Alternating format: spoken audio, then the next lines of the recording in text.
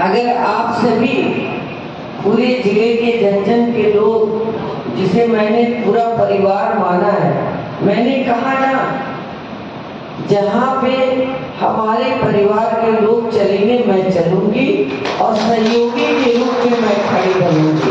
सवाल पूछता हूँ कि क्या आप वही रहेंगी या कहीं और रहेंगी? सर, मैं जहाँ थी वहाँ मैं कभी नहीं जाऊंगी और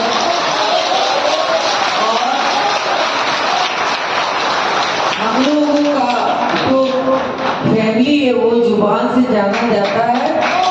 और मैंने कहा था कि मेरा सिवान परिवार जिस ओर जाएगा मैं उस ओर जाऊंगा। जोरदार तालियों से आप लोग जो है इस विजन डॉक्यूमेंट का स्वागत कीजिए। और दीवान के 5 सालों का पूरा खाता है इसमें, और बाद में कुछ चीजें और ऐड की जा सकती है। आपके मशवरे से आपका जो सुझाव होगा उसको जरूर ऐड किया जाएगा। आप सभी का, सभी विद्वान, सभी इंटेलेक्चुअल, सभी मेरे अपने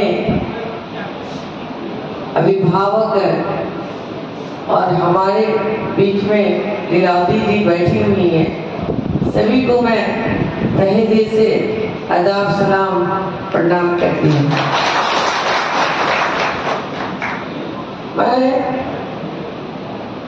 मैं एक जनरल जैसे हाउस वाइफ होती है, मैं वही, मेरी पहचान सिर्फ इतना है कि मैं डॉक्टर मोहम्मद शहाबुद्दीन साहब की अहलिया हूँ। और मैं इसी पहचान के साथ मैं जन जन तक जाती हूँ तो लोग मुझे कहते हैं कि नेताओं की जुबान जो कहते हैं वो करते नहीं। मैं कहती हूँ मैं नेता नहीं हूँ, मैं किसी की बेटी हूँ, किसी की बहन हूँ और नौजवानों बच्चों की मैं आंटी हूँ। मैं ये रिश्ता कायम करना चाहती हूँ। मैंने कभी अपने आप को बहुत ऊपर नेता जैसा कभी महसूस नहीं किया। ये तो कहते हैं ना, विपरीत परिस्थिति शब्द जो आता है आप सब समझते हैं, विद्वान, आप सब लोग विद्वान हैं, अच्छे से जानते हैं कि परिस्थिति ऐसी होती है कि जो घर की नारी को हर रूप में दिखाई जाती है। तो मेरा एक रूप था कि मैं घर के अंदर रह के मैं घर की जिम्मेदारी को निभा रही थी। और जब 2009 में ऐसा वक्त आया कि आपके भाई डॉक्टर मोहम्मद शहाबुद्दीन साहब को चुनाव लड़ने का परमिशन नहीं मिला और मुझे बाहर आना पड़ा, उस वक्त भी मैं बहुत कमजोर सी महसूस करती थी। कभी बड़े महफिल में गई नहीं थी, कभी मैंने सोचा भी नहीं था, तो मैं मुखातिब ही नहीं हुई किसी से।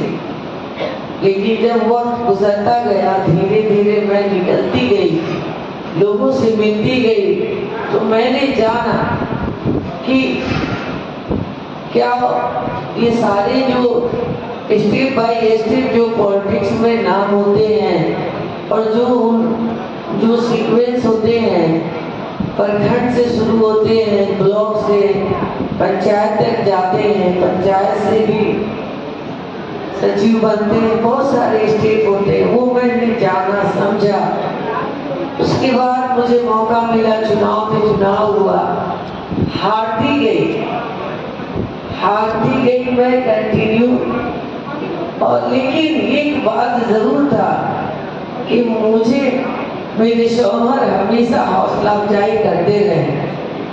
जब मैं 19 में हारी तो वो सिवान में नहीं थे, कहे कि अरे तुम घबराती क्यों, बिहार में तुम्हारा तीसरा पोजीशन था, हारने में तुमने इतना मेहनत किया, इतना वोट लाया, इस हार से घबराया नहीं जाता है, तुम तो जीती हुई हो, तुमको कोई तकलीफ उठाने की जरूरत नहीं, नर्वस नहीं हो, हार के बाद जीत जरूर होगी। मैंने भी कहा मैं हारती हारती बहुत मजबूत हो गई हूँ, लेकिन लड़ना नहीं छोड़ूंगी।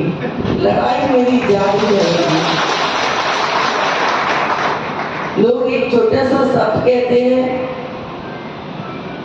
बड़े बड़े दलों में बड़े बड़े दलदल होते हैं, इसीलिए मैंने वो दल को नकारा और सभी के सिंबल मिलने से पहले मैंने अपना सिंबल जारी कर दिया।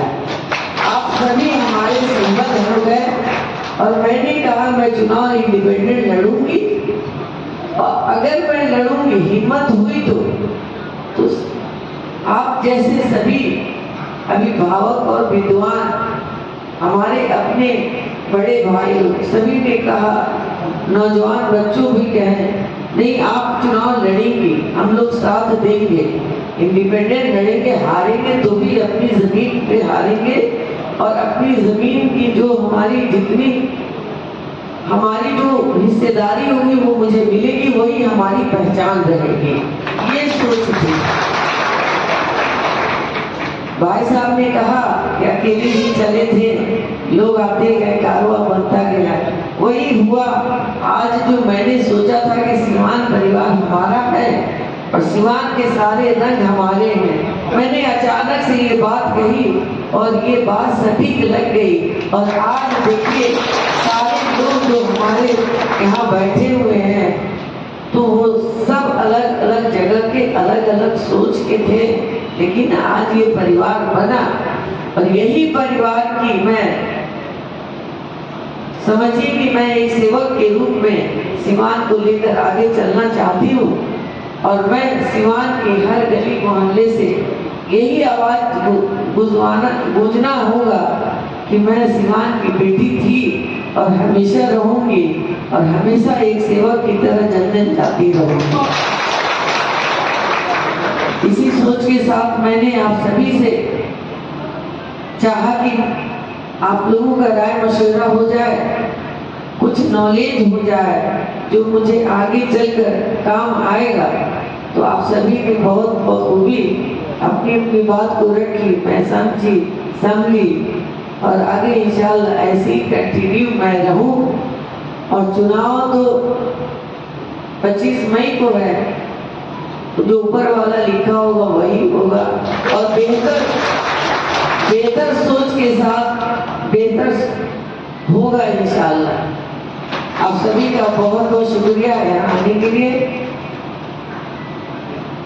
किसी शायर ने कहा, महल हो गई मंजिलें वो हवा के रुख भी बदल गए, तेरा हाथ जो हाथों में आ गया चिराग राहों में जल गए। अभी सारे लोग जब साथ में आ गए तो चिराग भी जल जाएगा और जीत भी हासिल हो गई। अब मैडम से अगर आप लोगों के मन में कोई सवाल है तो आपके बीच हाथ उठाएंगे, वहां तक माइक पहुंच जाएगी और फिर आप अपना सवाल करेंगे, मैडम जवाब देंगे। चलिए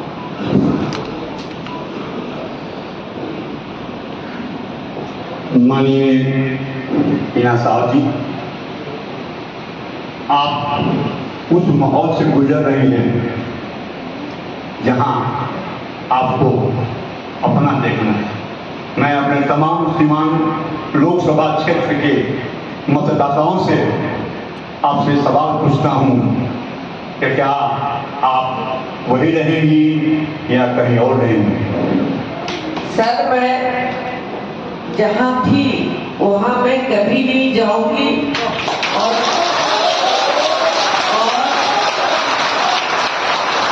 हम लोगों का जो फैमिली है वो जुबान से जाना जाता है। और मैंने कहा था कि मेरा सीवान परिवार जिस ओर जाएगा मैं उस ओर जाऊंगा।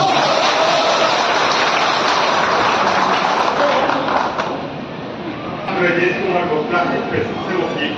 जी जी। 2005 में आपके शौहर ने केंद्रीय विद्यालय सीवान की स्थापना किया। आज 20 साल बीत गए, केंद्र सरकार और राज्य सरकार को आज तक इसका घर नहीं मिला, मतलब जमीन नहीं मिली कि 3 सेक्शन की बिल्डिंग खड़ी हो सके।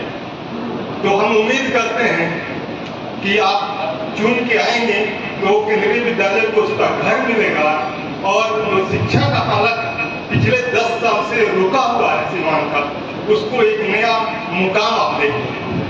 देखिए, जब मैं उस लायक होंगी और जहाँ पे संविधान का जो मंदिर पार्लियामेंट होगा, जब मुझे वो हक मिलेगा बोलने के लिए, तो मैं जरूर ये सवाल उठाऊंगी।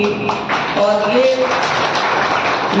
मेरे पास जितने भी आपके क्वेश्चन आएंगे, मैं चुनाव के बाद भी, कामयाबी के बाद भी ऐसी आप लोगों के बीच में रहूंगी, और जो आप लोग सवाल देंगे वो सवाल मैं वहाँ उठाऊंगी।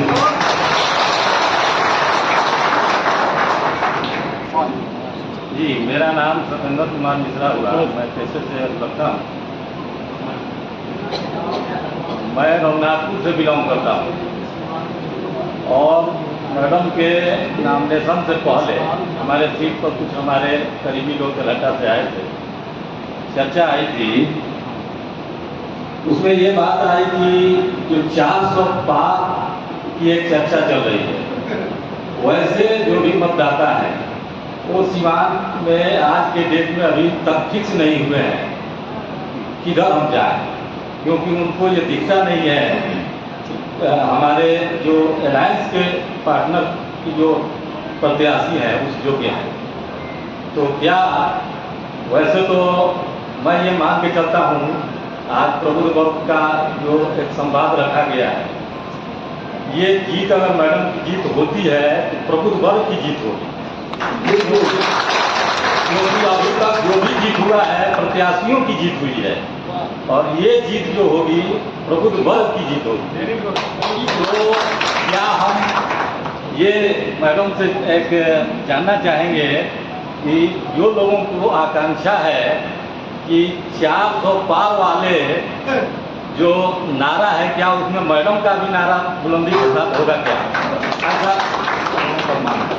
अगर आप सभी पूरे जिले के जन के लोग, जिसे मैंने पूरा परिवार माना है, मैंने कहा ना, जहाँ पे हमारे परिवार के लोग चलेंगे मैं चलूंगी और सहयोगी के रूप में मैं खड़ी रहूंगी। सिविल कोर्ट सिवान और पेशे से मैं हिंदी दैनिक आज समाचार पत्र का विज्ञापन प्रबंधक हूँ।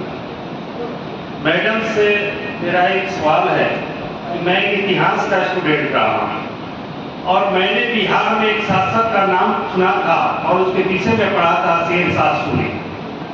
शेरशाह सूरी, दो इतिहासकारों ने उनके विषय में दो चीज की बहुत व्याख्या की है। एक उनके विकास का, पहला जो है ग्रैंड ट्रंक रोड है, इसका देन शेरशाह सूरी का ही है, उन्होंने ही इसके निर्माण कराया था।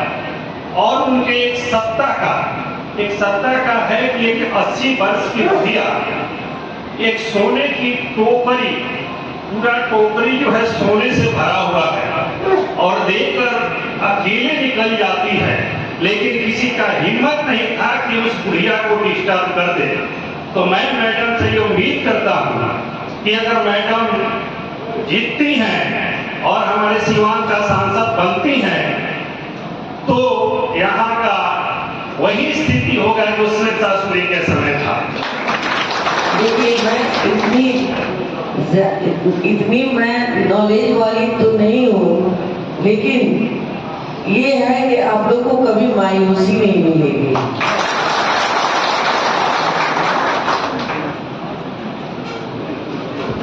सवाल हैंड ओवर आपको कर दिया जाएगा, जो पेपर है हमारा विजन डॉक्यूमेंट का प्रेजेंटेशन हो रहा है।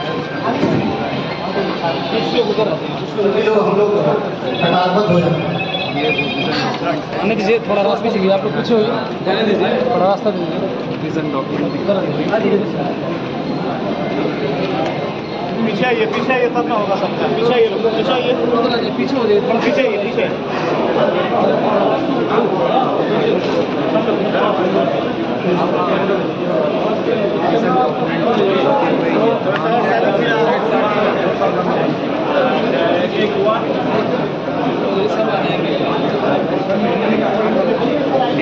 एक मिनट आ जाइए ना आप।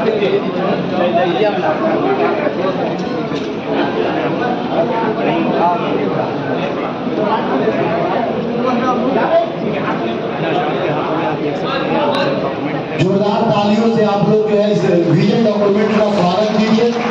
और दीवान के 5 सालों का पूरा खाता है इसमें, और बाद में कुछ चीजें और ऐड की जा सकती है। आपके मशवरे से आपका जो सुझाव होगा उसको जरूर ऐड किया जाएगा।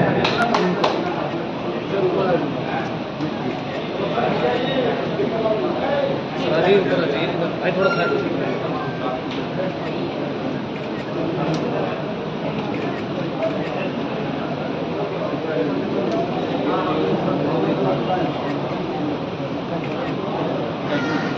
ये विजन डॉक्यूमेंट आपको कमेंट बॉक्स में मिल जाएगा। आप विजन डॉक्यूमेंट देख सकते हैं।